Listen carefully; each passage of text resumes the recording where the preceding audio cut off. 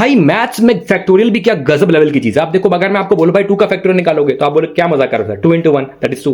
अगर मैं 3 का फैक्टोरियल बोलूंगा तो आप बोलोगे 3 into 2 into 1 दैट इज 6।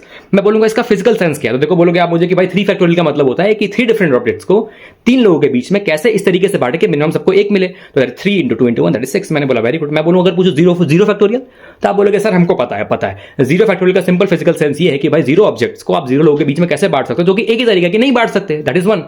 मैं बोला वेरी गुड यार। फिर अगर मैं आपसे अगर यहीं पे पूछ लूं कि भाई हाफ फैक्टोरियल कितना होता है, पाई फैक्टोरियल कितना होता है, माइनस हाफ फैक्टोरियल कितना होता है, और अगर मैं ये पूछ लूं कि आयोटा फैक्टोरियल कितना होता है, तो आप मेरी वीडियो स्किप कर दोगे। इसलिए मैं बोला शांत। तो यहां पे आप मुझे बोलोगे कि सर मैथ्स में डिफाइंड ही नहीं है, लेकिन मेरे भाई मैथ्स और फिजिक्स दोनों में डिफाइंड है सीक्रेटली एक फंक्शन का नाम जिसको हम कहते हैं गामा फंक्शन, जो हमें हेल्प करता है नेगेटिव इंटीजर्स को छोड़ के और सभी चीज का आप फैक्टोरियल निकाल सकते हो। तो देखो बेसिकली क्या होता है, जो फैक्टोरियल की डेफिनेशन हमने पढ़ी वो डिस्क्रीटली डिफाइंड, जैसे कि 0 1 2 3 के लिए डिफाइंड है, 0 के लिए 0, 1 के लिए 1, 2 के लिए 4, उस तरीके से बढ़ता जाता है। फिर हमने इस ग्राफ को ज्वाइन करके देखा कि इस फंक्शन में कौन सा एक्जैक्टली फंक्शन फिट हो रहा है, तो हमको निकल के आया गामा फंक्शन। अब गामा फंक्शन की खासियत क्या है कि it helps us to measure smooth spaces, इसीलिए इसको बनाया गया। और मैं इसे मजाक के लिए नहीं बता रहा हूं आपको। आप देख सकते हैं कि हाफ फैक्टोरियल की वैल्यू होती है root pi by 2, pi factorial की वैल्यू होती है ऑलमोस्ट 7.188, माइनस हाफ फैक्टोरियल की वैल्यू होती है रूट पाई।